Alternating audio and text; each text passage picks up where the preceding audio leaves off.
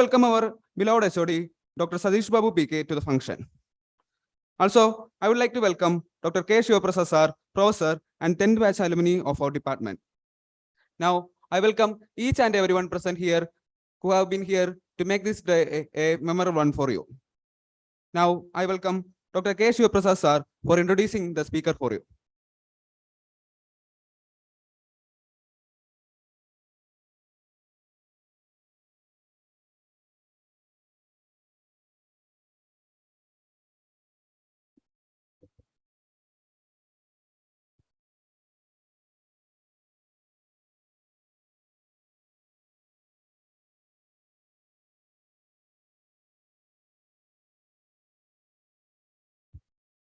Respected Head of the Department, Dr. Sadish Babu sir, Dr. Abdul Rahim, my dear colleagues, dear students and others.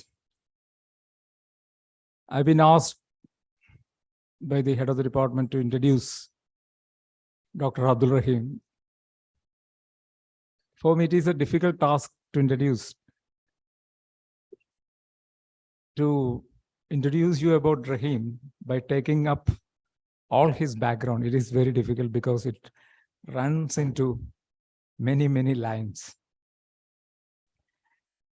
I can always mention that he is one of the distinguished alumni members of this department. He passed out in 1984. He was a 5th batch student. So that is our main connection, the alumni alma mater connection. Probably, I will not take much time because the main speaker is there. He has to deliver a very relevant topic of this era. You probably, you might be,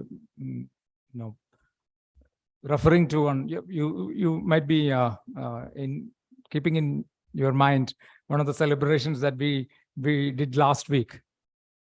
We were approved, accredited by an international organization as per Washington Accord. Now we are an internationally accredited institution. That was the need of the hour, because without being accredited to Washington Accord through National Board of Accreditors, the course BTech Naval Architecture and Shipbuilding would not be able to survive in the field, because there are many requirements coming from various corners, which suggests that each and every engineering course should be accredited to Washington Accord. I'm referring this because the major force, the major thrust behind this accreditation is none other than Dr. Rahim.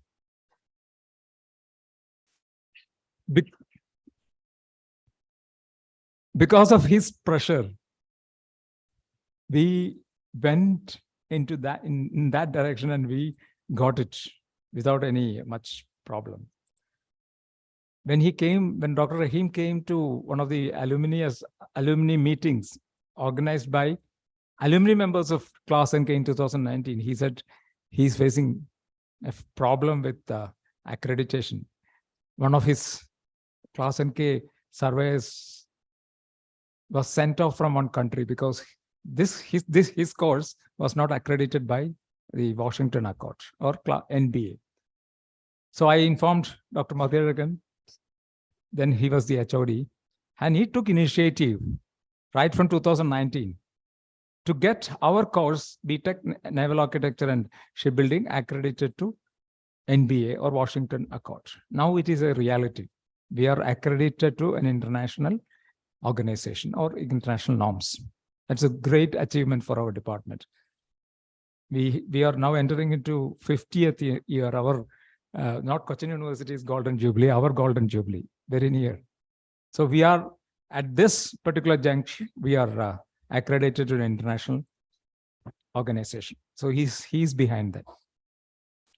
One more, I will point out one more important point regarding Dr. Rahim. He was the first non-Japanese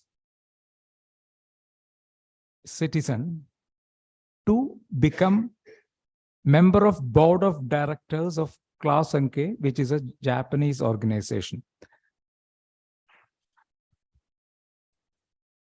He's not the first Indian. He's not the first Indian to get that post, but he's the first non-Japanese. Probably you may be, if you refer to the Japanese culture, it is, their culture. We are not finding any fault with that. They usually recognize their citizens first. And the other citizens, they will be very careful in accepting other personalities from other countries. So ClassNK, being the biggest ship classification society in the world, recognized Dr. Rahim, the first non-Japanese to be recognized. And he was elevated to a position of board of directors. That is his quality. And he is now green ambassador of classification societies.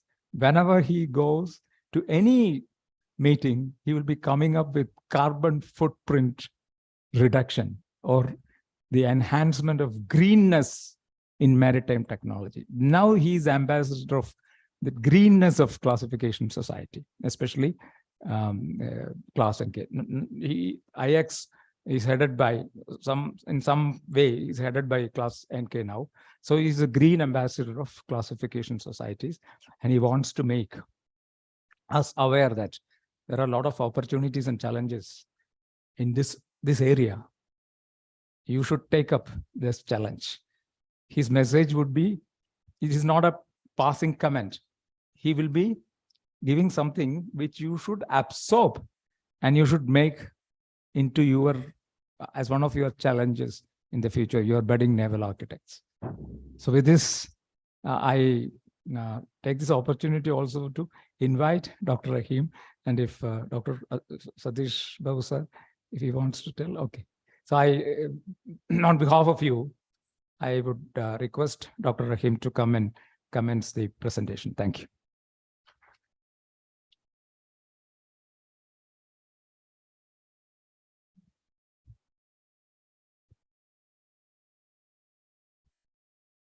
Thank you, Professor Shiv Prasad, for the kind words.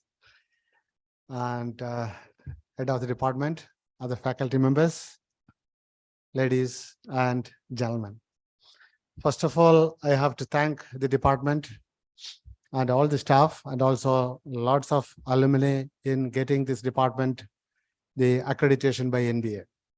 Because one of your seniors and one of my junior was working in Kuwait, could not extend his visa because our department did not have the accreditation. That is in 2019. That's when I approached Professor Shiv Prasad, and with the help of Professor Mathiragan, we could initiate the process, and finally, earlier this year, we got the accreditation. At that time, since he could not work in Kuwait, I have pulled out him from Kuwait and put him in our Abu Dhabi office. So that was okay. But not only with ClassNK, with some other organizations, if you have to go to some of the countries like Kuwait or Oman, then you need this accreditation. So it's a great achievement. You may not know the seriousness, but when you're about to lose your job because your course is not accredited, then you will realize, it is really problematic.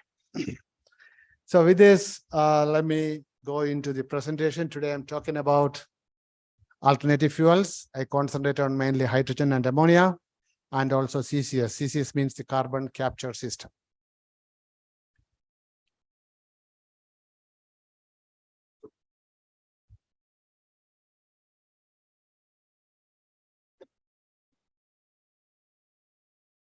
Yeah, today I'll mainly talk about the initial background, then what we are doing as a class society on new fuels and technologies.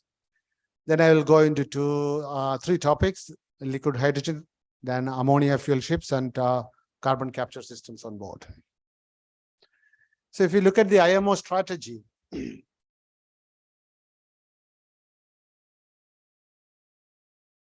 as you can see here, this is the IMO strategy based on 2008 values. By 2030, 40% improvement in transportation efficiency, 50% reduction in greenhouse gas emissions, and by the end of the century, phase out carbon completely.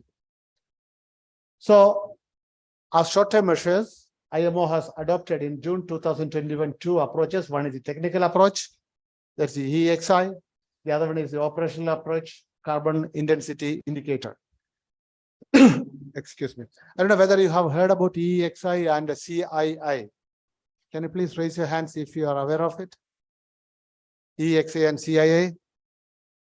Okay. All the ships, existing vessels, are to comply with these two regulations from 2023. Of January 2023, at the next audit, they have to comply with these requirements. So now all the ship owners are scrambling how to improve the efficiency of the ship. Otherwise, the ships cannot run. They'll be out. But many of the countries are aiming for zero carbon by 2050. Whereas IMO is aiming at the end of century.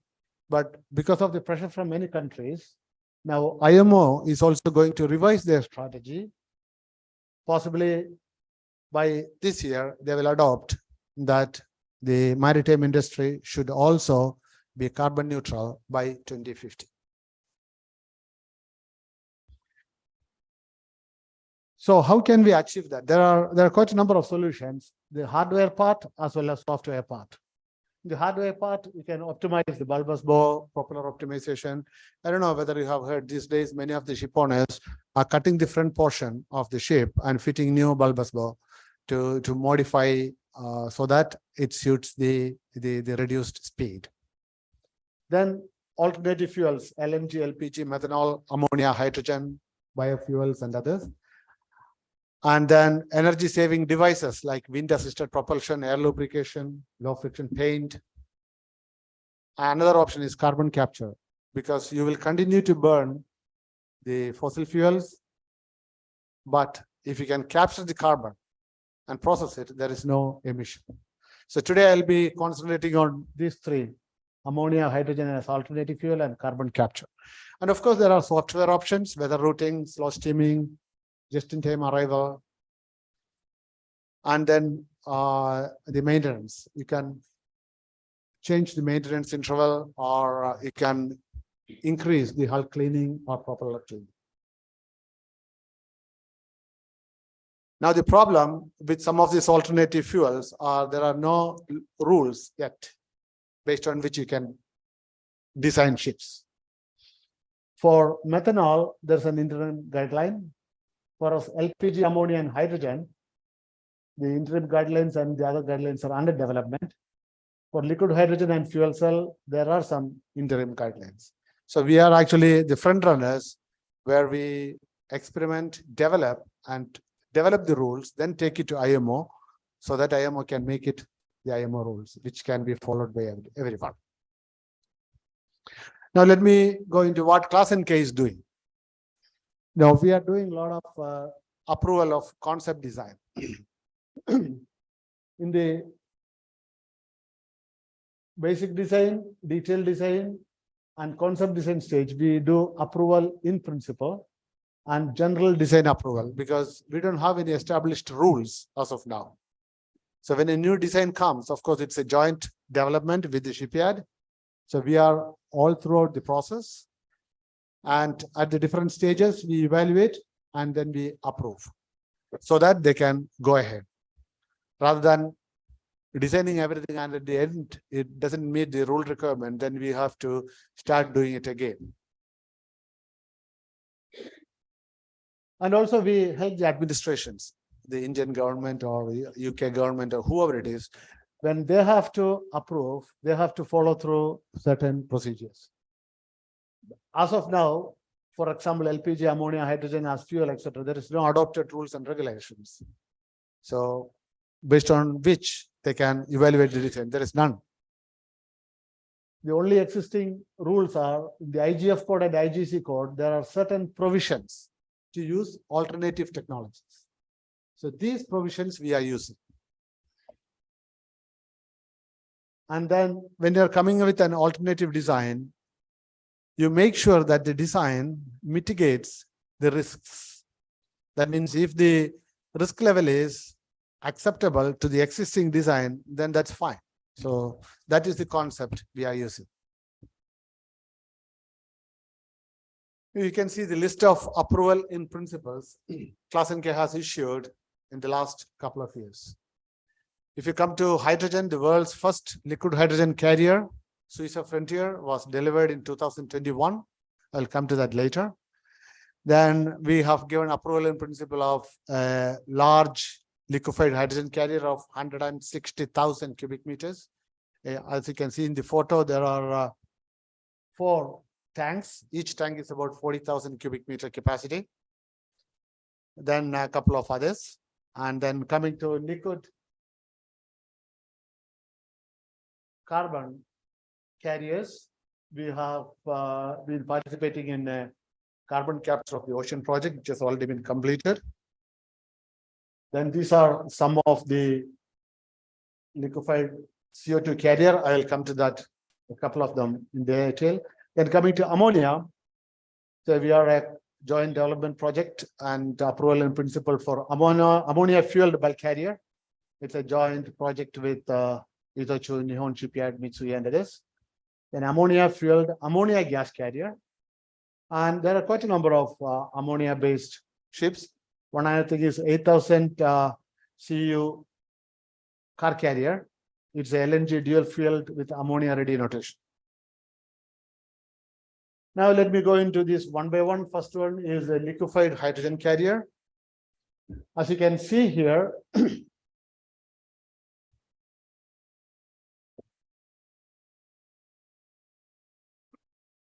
ClassNK has issued the guidelines for liquefied hydrogen carrier in 2017. And based on that, we have constructed the ship called CUSAT Frontier. So this is the ship, and delivered it in December 2021. And now it is actually bringing liquefied hydrogen from Australia to Japan. As you can see here, if you look at the route, currently it is mainly from Australia, because Australia has plenty of energy sources from which you can produce hydrogen. It is compressed into liquid form. It is brought to Japan. There are some other countries that can also produce hydrogen, but the supply chain is still not marked yet. Because here what we needed is Japan has a huge demand for hydrogen to use in their power plants. So they have went into an MOU with the Australian government to produce and supply hydrogen. So that's why this supply chain is already working. And for that one, we have designed and constructed this liquid hydrogen carrier. This is the first prototype ship. And it's already running between Australia and Japan. And I think the G7 summit is going on in Hiroshima in Japan. So for that one to show to the leaders, this particular ship is being taken to Hiroshima now. So this propulsion is normal, heavy fuel oil. Not hydrogen, no. Because there is no hydrogen engine yet. I will come to that later, that development stage. So this is a normal thing. And this is the cargo containment system. Mind you, the temperature of hydrogen, liquid hydrogen, is minus 253 degrees centigrade, which is very close to absolute zero. So we have to develop a lot of systems. So we have been working on it almost 10 years to develop the technologies, the cryogenic technologies, materials, and others. And this is the second one, the 160,000 cubic meter liquid hydrogen carrier. So we have already approved in principle the carrier itself, cargo containment system, there is the tanks, dual fuel main boiler, cargo handling system, so on and so forth. And what we have done is we have done a gap analysis and a lot of risk assessment. And also we have the prototype ship, which is already running. So from that one, we feedback into the system. Based on that, we are now developing this liquid hydrogen carrier. One of the key technologies is cargo containment system. And then dual fuel propulsion system, which can use hydrogen also as a fuel. And this is a typical example of a dual fuel main boiler. which can use both hydrogen and other fuels. And this is some of the risk analysis that we have done. Hydrogen liquid in the liquid form it's very hazardous because of the temperature. Hydrogen embrittlement, because if there's a leak and it goes into the shell or tank, the shell just brittles. Then permeability, then low density and high diffusivity. As you can see here, the gas dispersion, if there's a leak from the mast or if you are releasing the gas, LNG is this, whereas hydrogen goes up. So it is less risky. And the airflow, this is an experiment to locate the gas detector.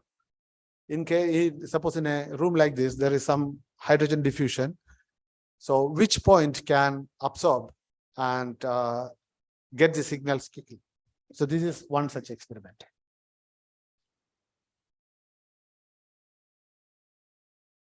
One of the problem in developing the ship is there is no precedence. Nobody has done it before. We have fuel cells in small vessels, which use hydrogen fuel cells. Then hydrogen fueled engine is currently under development. Then application of liquid hydrogen carrier for using cargo as a fuel. The cargo is liquid hydrogen. So that is also under development. We are developing a guideline. Then we want to take it to IMO so that IMO regularizes it as a rule. That will happen maybe at the next MSc in 2023. That is maybe in June or July at that time. Excuse me. And these are some of the companies that is developing the engine. As you can see here, high engine by the joint venture with Kawasaki, Yanmar, and Japan Engine Corporation. Then onboard demonstration test is going to happen maybe by 2027. And it is funded by the Japan Green Innovation Fund projects. It's a $10 billion funding. So we are getting a part of that, the maritime application also, because it's very, very, money intensive research.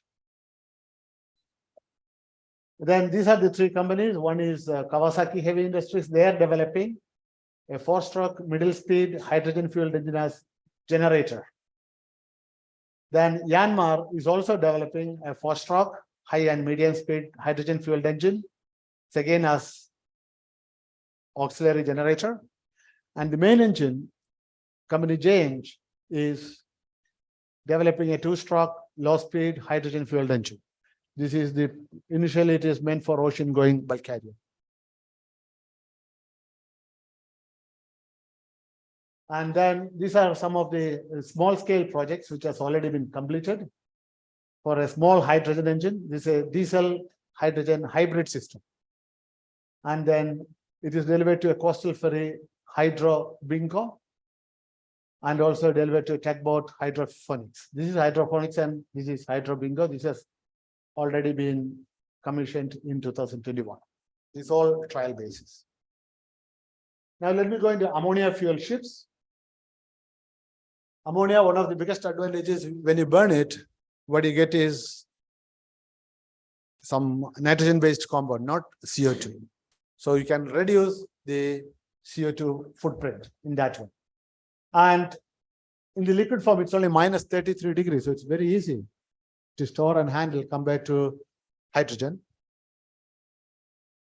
Then lower cost of fuel storage tank and supply system. Then ammonia is readily available from around the world so that bunkering is not a problem. Whereas for hydrogen, currently there is no bunkering facility exists in the world. If you develop a ship, the ship goes somewhere, it has to bunker, then there is no hydrogen available. Whereas ammonia can readily be available. Then, Maersk McKinney Moller Center in Copenhagen in Denmark, they have early last year, established a Center for Zero Carbon Shipping, where all the major players around the world are participating. ClassNK is also participating. A couple of major shipping companies from Japan also is participating in that one. They have different scenarios of by 2050, what will be the fuel that can be mainly used for ships. As you can see here, This is the fossil fuel. As you can see, low sulfur fuel oil, that will be almost phased out by 2050. And the major one will be ammonia. This one, ammonia, that will be the major factor. As you can see here, of course, you have the blue ammonia is also coming a little bit. And you can see LNG. These days, a lot of people are talking about LNG, but that will just be a transitional fuel. Because LNG, if you burn, still it produces CO2, though a certain percentage less. So ultimately, excuse me, it will be ammonia and bio oils and biomethane. So these are the sum of the fuels that is going to be dominant by 2050.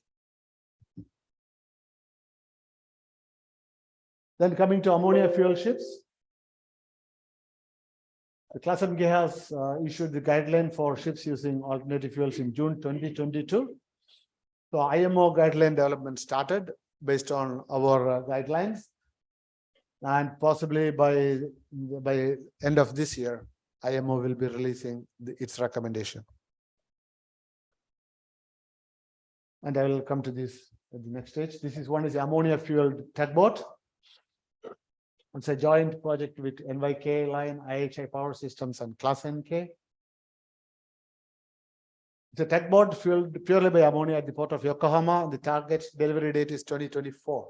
So by end of next year, it should come out. Approval in principle is already given. The R&D is carried out as part of the Green Innovation Fund, Japan Green Innovation Fund. And here there are three main components. The main engine is developed by IHI Power Systems. Ship building and design done by NYK Line, and it will be operated by NYK Line. As you can see here, delivery is about 2024. Then ammonia fueled gas carrier. This is again a joint project with quite a number of Japanese partners, and it is targeted deliveries in 2026. Here again, the main engine is done by Japan Engine Corporation and auxiliary engine by IHI Power Systems. It will be designed by Nihon Shipyard and operated by NYK Line. The advantage in Japan is most of these companies, they have massive operations, so they can chip in a lot of funding for the development. Then ammonia fuel bulk carrier. This is the concept design. This is again by 6 companies, including ClassNK. This target delivery is in 2025. Then by then, you have to have the ammonia supply facilities and supply of ammonia fuel, at least in some ports, maybe Singapore, in the Middle East, maybe Abu Dhabi, and then maybe Rotterdam, and the US, maybe US Gulf Coast somewhere. And here, these are the partners: shipbuilding, shipping, ammonia bunkering supply chain. Itochu is one of the major Japanese trading houses. They trade on everything, right from needle to rockets to planes. So they have a ship division also. So they are taking care of this. Then this is LNG fuel tank with ammonia ready notation. This is a GTT Mark III system. Each tank is about 5,000 cubic meter capacity. So the applied rules are already there, and IGF code as well as our guidelines. Then some of the key aspects are material compatibility with ammonia, because ammonia is very corrosive. So you'll have to be very careful in having the material for ammonia. Then LNG dual-fueled car carrier with ammonia-ready notation. But again, it's a LNG brick Mark III membrane type. It's again tank capacity is about 5,000 cubic meters. So again, the rules are the same. And here, basic arrangement and protective location of fuel tank, segregation and protection by cofferdam is considered. I will come into the next slide. As you can see here, one of the key points here, the segregation of ammonia, because ammonia is very corrosive. If it leaks and if you inhale the fume, it can be no more, maybe in a few minutes. So you'll have to make sure that that area is completely protected. Then we have the fuel preparation room and the engine room. So it's completely different from the other locations. Then what are we going to do in case of leakage? There are a couple of systems in place. Gas detection. There's a 25 ppm for alarm and 30 ppm for safety device activation. So once the concentration goes beyond 300 part per million, the system automatically shuts down. Then tank valves, master fuel valves, double block and bleed valve all will be automatically shut down. And ventilation at least 30 times per hour at all times and increase to 45 times per hour after leakage detected. Once the leakage is detected, you increase the air circulation so that it is diluted and taken out. So this is the schematics of that system. Now, this hydrogen and ammonia, if you compare, both have CO2 emission 0 and the liquid volume needed. If suppose heavy fuel is 1 ton, for hydrogen you need 4.5 tons. And ammonia you need close to 2.7 tons because their heat efficiency is much lower than heavy fuel oil. So that means if you are having liquid hydrogen, you have to have 4.5 times fuel tank capacity to have hydrogen. Then safety, flammability, cryogenic, toxicity, corrosivity for ammonia. And here the main issue is cryogenic problems. CO2 emission is reduced 100%. And the production cost of ammonia and hydrogen. Currently, by 2030, it will be 3 times. By increasing the mass production by 2050, we expect the hydrogen will cost maybe 1.8 times the heavy fuel oil. Here, by 2030, we expect 1.4 times. So, if you look at the future outlook, both hydrogen and ammonia are some of the leading contenders of future fuels. They're expected as a zero carbon fuel without CO2 emission. Hydrogen fuel will be used for fuel cell in small vessels for a while until development of hydrogen fueled engine. Now we are developing the hydrogen fuel engine, which may take a couple of years. Then ammonia fuel will be introduced on large ships ahead of hydrogen, and commercial use is expected from 2025. Because ammonia is readily available, it's easy to handle. As I told you, its temperature is -33. It's easy to handle. So ammonia will take the first step in being a fuel for future. Now let me go into carbon capture system. Even if we have new fuels, they say, for example, the ships delivered today based on heavy fuel oil, they have to run for another 20-30 years. So what do you do with that? So one option is from the exhaust, we capture the carbon and then process that. So that is carbon capture system I'm talking about here.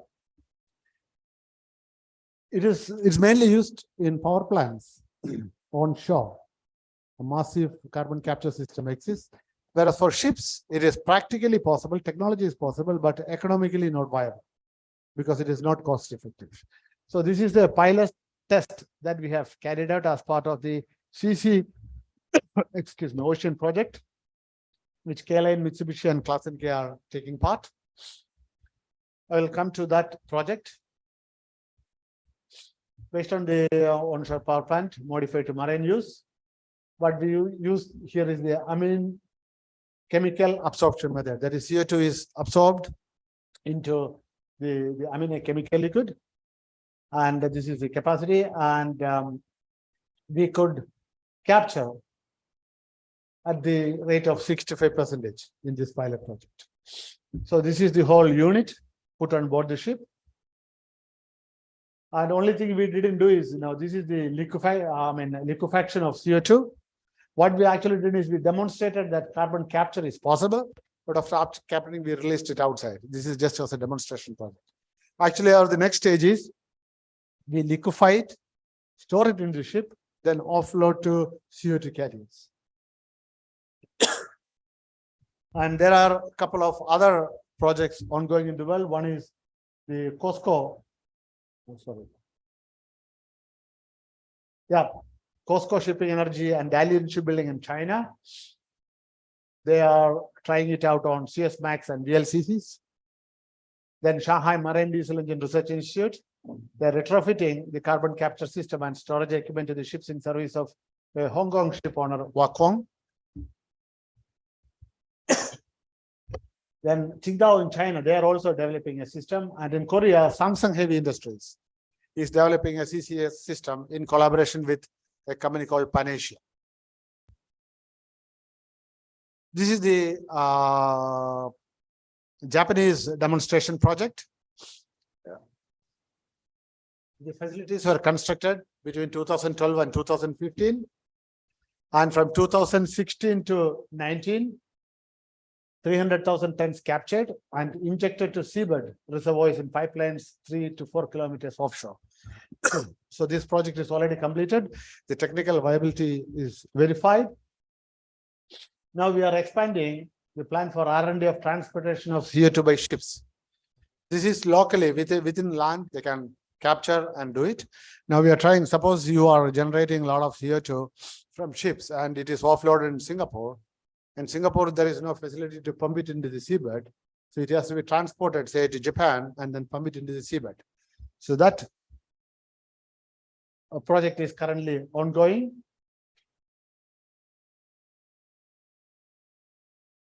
There is another project that entered in 2020, the direct injection to subsea bed from ships studied. That is, we are taking the ship there and you are directly putting the CO2 into the seabed by the pumping system. And also we have approved in principle for an injection ready liquid CO2 carrier. I will come to that one. This is one. So there are two types of ships. One, the liquid CO2 carrier. It takes there. It can either transport it to an injection facility, it can pump down, or you can put a module on top here. This is an injection carrier, so it directly injects the CO2 in there into the seabed. So these two ships are currently being developed. Then these are the large-scale CO2 carriers, one with Mitsubishi Heavy Industries and NYK. The other one is Mitsubishi Heavy Industries and MOL. So both the designs were based on ClassNK rules, incorporating IGC codes. And the other systems, the cargo containment system, piping system, etc., are separately developed. Now, in summary, if you want to achieve the IMO's target of zero carbon by 2050, we have to have low zero emission technologies, because there is no other way as of now, unless you bring in nuclear energy, which is still kind of untouchable in many parts of the world. So we mainly develop the safety requirements and guidelines along with our partners. Then we do the safety assessment and design appraisal and issue approval in principle. And we also support the administrator's approval, because many of the governments, they don't have the technical capability to do this. So they come to us and we help them. So we collaborate with them to get the approvals. And ClassNK, our advantage is we are running with front runners, all the companies who are actually developing it. So we can establish the standard, take it to IMO or other bodies and implement it as regulations. Then one of our main contribution is at IMO to come out with the rules and regulations for this. With this, I would like to conclude. Thank you very much. So if you have any questions, please go ahead.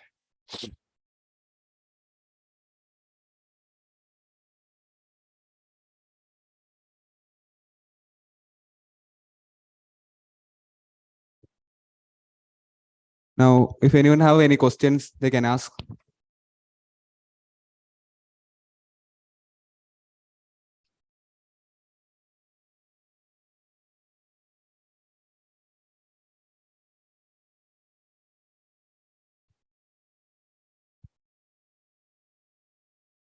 Sir, thank you. We were discussing our syllabus also, we'll try to include this. Now we have marine engineering subject. We are still teaching 2-stroke, 4-stroke diesel engines and all that. But we'll try to, if next revision, we will try to take input and include these new technologies also. So this hydrogen engine, is it electric propulsion, or is it? No, it is propelled by hydrogen. Just like the fuel, we pump in hydrogen. Hydrogen is burnt inside the engine. It's a 2-stroke and 4-stroke engines. And But from engine to the propeller?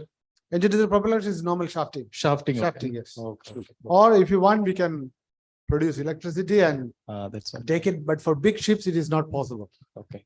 Because for small ships, small tugboats, barges, small ferries, it is okay. But for big ships, No. you cannot get that much power. Sir, other question is that's liquid hydrogen carriers. Who are the consumers in Japan other than ships? Which all industries looking forward to use this liquid hydrogen? It's mainly the power plant. Because there, currently the power is produced by burning oil or gas. And that is both are fossil fuels. So that they want to reduce. So now they are changing slowly to hydrogen. So that is why the huge requirement for hydrogen. So the requirement for ships as a fuel is currently very low or not existing, except for small crafts with hydrogen fuel cells. But the main requirement is for power plants. Okay, sir.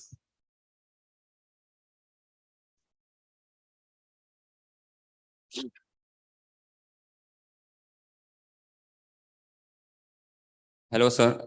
I am Pawan Dwivedi, second year student from this department. As far we have discussed about the alternative fuels and the carbon capturing systems, I have a doubt on the topic of ammonia fuel ships. Like if you are moving from a traditional fuel to a new fuel, what are the regulatory barriers we can face while using it? Like how can it affect on the efficiency of ship and the speed which it is moving? Yes. Okay, thank you. That's a good question. Since the fuel is completely a new one, what we are comparing is, as I mentioned here, the calorific value is for ammonia is almost 2.7 times. So if you burn 2.7 times the heavy fuel oil, there is no change in efficiency. So it remains the same. Only thing is that ammonia should be readily available in different ports because the ships are running all around. And secondly, the ammonia fuel tanks, we need to have almost 3 times the volume. Then regulatory requirement at present doesn't exist. That's why we are developing it. Then we will take it to IMO to establish as IMO requirements. So then the regulatory regime is also covered. But the ammonia engines are not yet ready. It may take at least another 2 years, as I mentioned, 2025 or 26. So everything will go parallelly. And finally, after 2-3 years, we will have the ships ready because already we have order for 3 ammonia carriers that runs on ammonia fuel. So that will be delivered by 2025-26. So it's an effort by all the parties together. So we'll have to wait and see for 3 years when the first ships come out.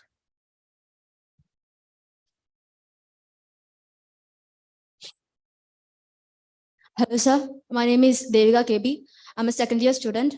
So my question is, how do you see the role of government and policymakers in promoting the use of these alternative fuels and carbon capture technologies? Well, the government has a very important role in it because suppose the ship is flagged by the Indian government. Indian government has to approve the systems. Of course, the class societies or others will be doing it. But ultimately, it is a responsibility of the Indian government to bring up with policy. So that's why the IMO is run by 170 countries. The 170 countries are members there. So there you are creating these policy decisions. Then that is being implemented. So that way we have the regulatory backup. Then again, to develop this, you need a lot of money. And who will bring in money? The countries like India, our research fund is very, very minuscule compared to that of some of the other countries. For example, Japan, they are pumping in about 10 billion US dollars. The R&D, which is it's a lot of money. So these countries will be developing the technology. They'll be the leaders. They'll be running it, and then other countries, they adopt these rules and implement it.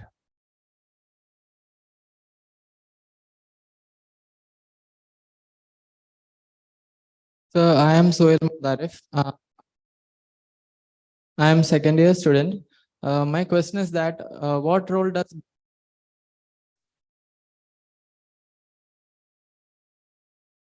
businesses and industries play in the adoption of alternative fuels and carbon capture technology?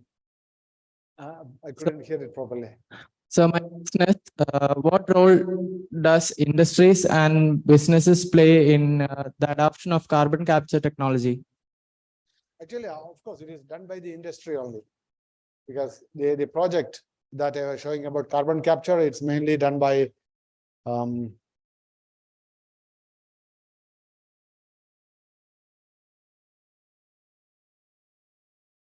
as you can see here, it is a part of the CC Ocean project. It's an industry project. K-Line, Mitsubishi, and ClassNK, we are the leading partners. So industry is actually playing a part. The industry and businesses, they are doing it. The government is a backbencher.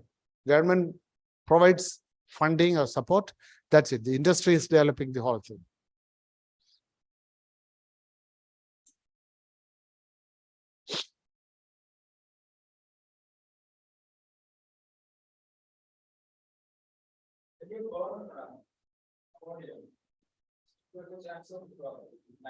Yes, yes.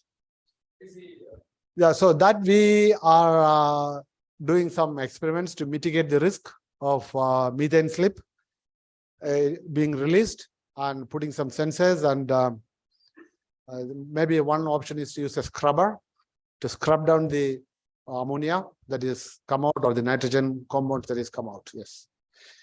So we can eliminate CO2, but there will be some production of ammonia related compounds that somehow we have to take away. Yes. Sir, I'm not really sure it's really a question or not. The premise of the question is these technologies that we are using on board ships, how much of it is actually scalable to be used in the larger world out there other than the maritime industry? The reason I'm asking this is because if you look at the world's fleet, even though we may change the engines to run on ammonia or hydrogen, we are still carrying a lot of fossil fuels, a lot of coal, a lot of LNG, I mean, mostly carbon-based fuels. So is there any, because say, for instance, usually from the space technology, things come up which gets used in our normal world and it gets scaled up and it gets used all over the world. Is there something like that that's happening in the maritime industry, sir? Thank you. That's another good question. Because in the real world, the technology leaders are aerospace, power plants, automobiles. Maritime comes last. So we borrow this technology from there, here and there, and try to apply it on board ships. Carbon capture system is the same, because for power plants, they are using it for quite a number of years. Now we are trying to miniature it and put it on board, because the CO2 coming out of the ship compared to that of a big power plant is small. So we are trying to, extract that way. That's what I told. Technologically, carbon capture is feasible, but on board the ship, financially, it is not feasible because it's a lot of money involved.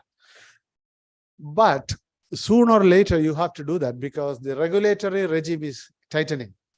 Initially, I mentioned EEXI, emergency, and CII. That's the EEXI, Energy Efficiency Operational Indicator, and CII, what is it? Carbon Intensity Indicator. So you have to evaluate the ship based on the emission, and you have certain values. And if the values are not met, you cannot use the ship. It's as simple as that. So that means you have to do something for your ships to run by putting new systems on board, even if it is expensive. Either you scrap the ship or you put an additional equipment and run the ship. So it's up to the ship owner to decide which is cost effective. So that's the issue here. Thank you.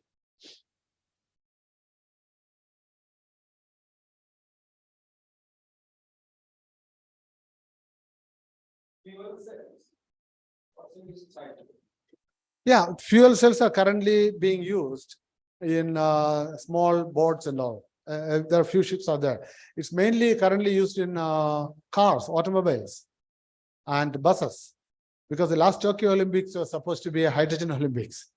They have about more than 1,000 cars and more than a few hundred buses to shuttle the people. Were supposed to run on hydrogen fuel, but unfortunately, because of COVID, that didn't happen. But a lot of automobiles in Japan runs on hydrogen fuel cell. What is the scope of converting this into a ship-based engine?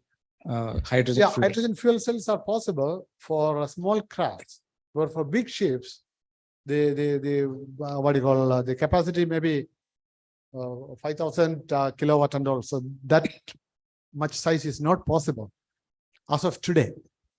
Yeah, maybe if you develop much more efficient fuel cells, possible. Is it the space constraint, weight constraint, or something? Space, weight. Okay. Both. These are the main constraints. Plus the hydrogen storage capacity.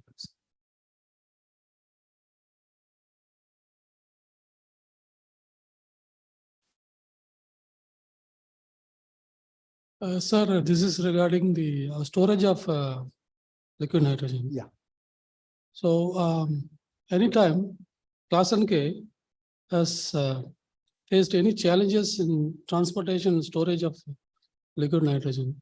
Yes. Because this is highly brittle. Yes. In case of, as you said, hydrogen embeddlement. Yes. Was it there really this case, or yeah, how to how to remedy this? Yeah, actually we have, as I mentioned, we have been working on it for 10 years. For the past 10 years, that's why the first liquid hydrogen carrier came out. First of all, we have to develop all the cryogenic pumps, valves, everything, which can withstand minus 253 degrees centigrade. Then while producing hydrogen in Australia, currently it is not green hydrogen. We produce it by burning what do you call brown coal, or called lignite. Because the problem with lignite is it ignites at room temperature. So it cannot be transported. So in the huge mines, it's a byproduct. They just dump it there and it burns by itself. Burn by itself automatically. So what we have done is at the site, we burn this lignite and produce the hydrogen. Because anyway, it's a waste. And one another reason why we went into the state of Victoria, because in New South Wales, they have 320 days of sunshine every year. So the solar panels can be used to produce hydrogen. And also there's a lot of wind turbines there. So when the excess power of the wind turbine, wind turbines, you cannot shut down all on a sudden. It will keep on running, keep on producing electricity. So that excess electricity can be diverted when it's available, produce hydrogen and store it. So this hydrogen is stored in Australia, in Victoria, and from there it is loaded on the ships and then taken to Japan. That is what is being planned. And the first prototype ship, as I mentioned, it's a 1,250 cubic meter liquid hydrogen carrier, is already up and running. So it's already bringing. So we are studying the possibilities, the leakage, and based on that, we'll build the second one, 160,000 cubic meter. And currently that is on the drawing board. It will be ready by 2025 or 26. Then we can bring hydrogen in a massive scale. Seabed, yes.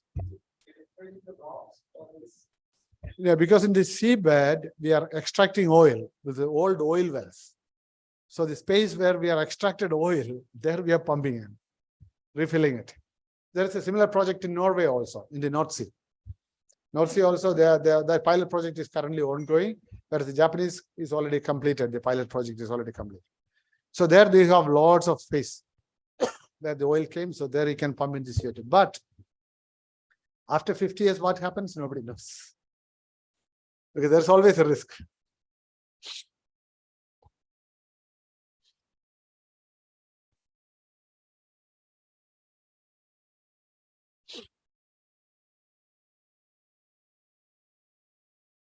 You can ask any questions. Don't think that my question is stupid or something. There is nothing called stupid question. Okay. So whatever you want to ask, you can ask. Go ahead. Good morning, sir. Go on. I am Krishna Kumar, first year batch, and my question is that how are we dealing the corrosive property of ammonia in SIP? Because if we add water, then efficiency and the storage constraint or space constraint will be developed. So how are we dealing with that property? Corrosive property. Can I say it once again? Ammonia? A corrosive property of ammonia, like corrosion, it's form corrosion. We add water to ammonia to provide it. I don't know the interaction of ammonia with water, because once it is with water, it gets diluted. Yeah. But we are using the liquid ammonia. It's about -33 degrees. So that is taken to ship, and the front in the ship, it is put it in the gaseous form, just like gas engines. Then it is put it into that engine. Thank you, sir.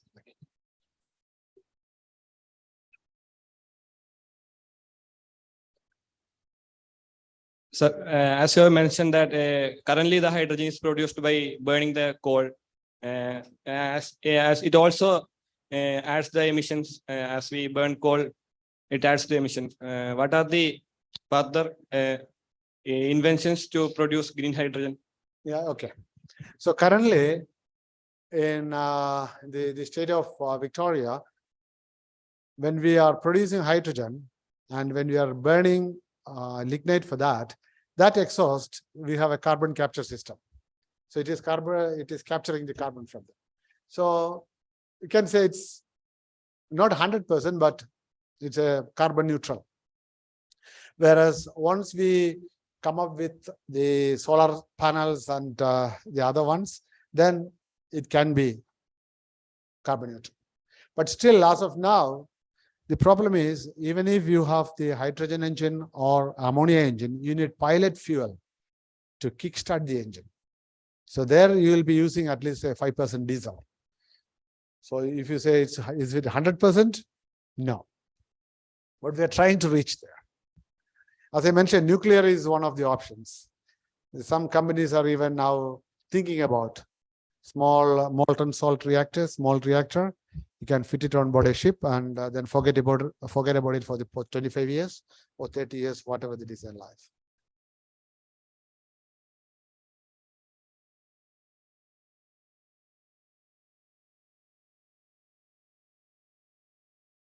So if you have no more questions, thank you very much.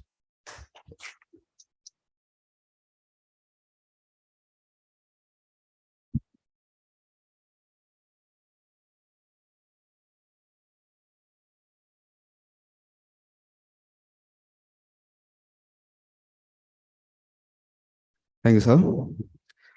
Now we are moving on to yet another proud moment of our department, the brochure release of second edition of International Conference on Advances in Naval and Ocean Engineering, ICONE 2023, which is to be held on November 3rd and 4th of this year. I welcome our respected HOD, Dr. Satish Babu PK, and our speaker, Dr. M. Abdul Rahim, for releasing the brochure.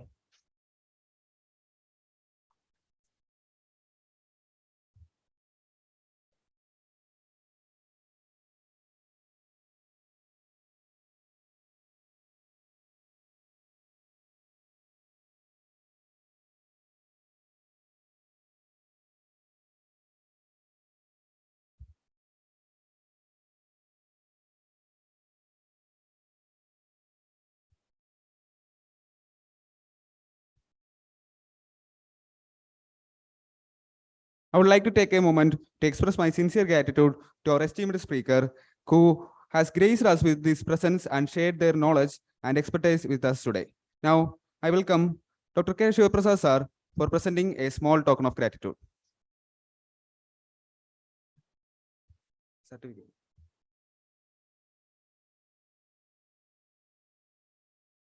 That's it.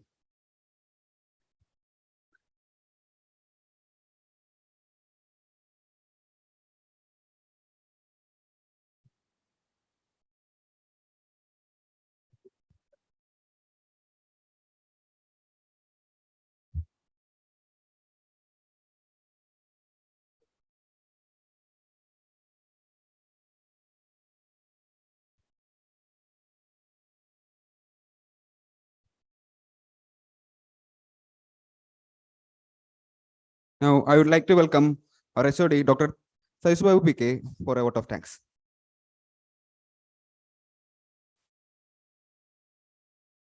Distinguished alumni of our department, Dr. Rahim sir, professors, faculty members, and my dear students. Usually when we sit for a talk like this, there'll be a lot of murmuring. There'll be a lot of small talks. We can see some students are restless, but I'm very happy to say that the audience was really taking note of what was presented today. So that shows that the way it was presented. So I'm sure the young naval architects will have a lot of new ideas to take away from today's lecture. So I thank you very much, sir, for that with this talk.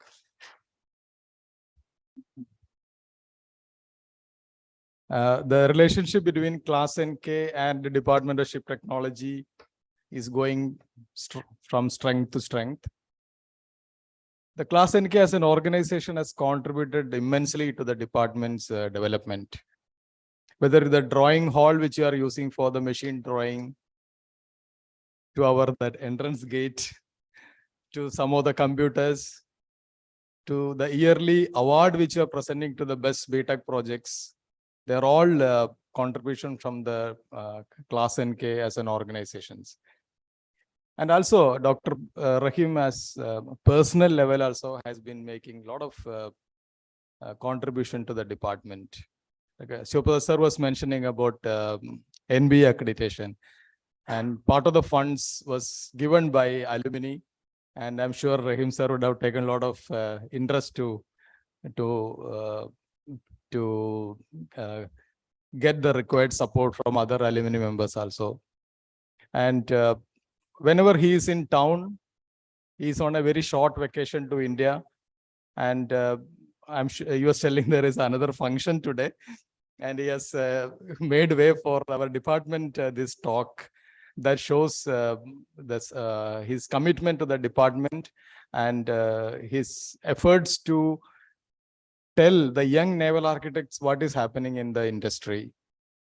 Now, as I said, our department, the syllabus also need to be tuned to include the new technologies, and we will be taking efforts next time whenever revising the syllabus. So this has been a good event. So on behalf of everyone present here, I thank Dr. Abdul Rahim for coming to department and giving a talk on such a new topic to the. Thank you very much. I also thank the organizers, Akram and his whole team for stitching up together and conducting this event very well. I also thank students for being a good audience and asking some very relevant questions. And I hope this will ignite your minds and give some ideas. Put in practice some of this in your BTech projects so that you can start a new beginning. And I'm sure you can contact Abdul Rahim, sir, whenever you have any query or anything like that. So he'll be more happier to respond to your queries. Thank you very much. Once again, have a nice day. Thank you.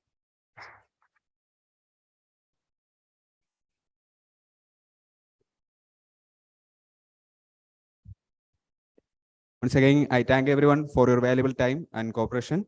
The meeting is adjourned.